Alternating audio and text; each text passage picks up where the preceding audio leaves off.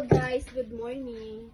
So, dahil mainit ang panahon, ang oras ngayon ay 12:30. Kailangan natin mag-inom ng malamig na coffee.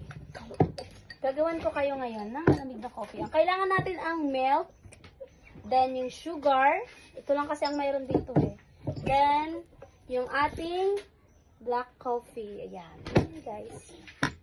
Gagawan ko kayo ha. Then, kung mayroon kayong milk, kung anong yung fresh milk, ito yung meron tayo dito sa ref.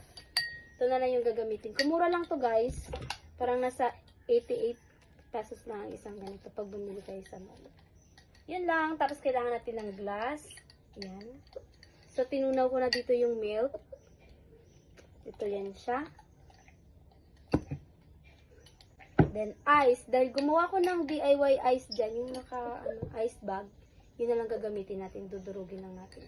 Ito na yung coffee. Lagay natin ng isang kutsara. Yan. Lagay natin ng sugar. Ito. Yan. Sugar. Kung gusto mo nang matapang na kaya kang ipaglaban yan.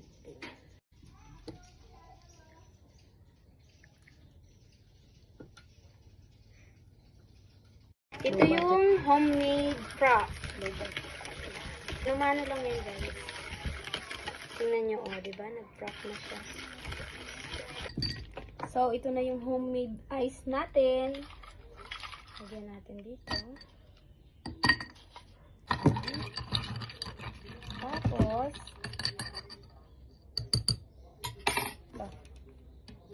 ito na yung gagamitin natin. Kunti lang.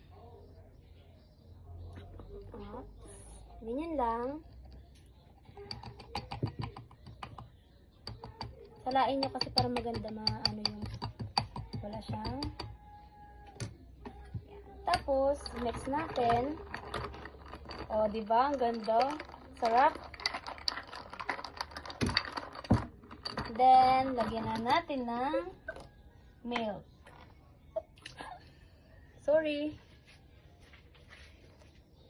Yan. Kung gusto niyo maraming milk, okay lang. Yan. Sa akin kasi gusto ko ganun lang.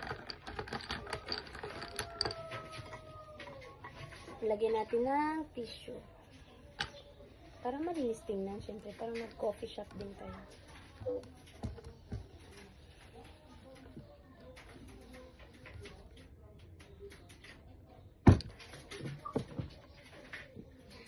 So, ito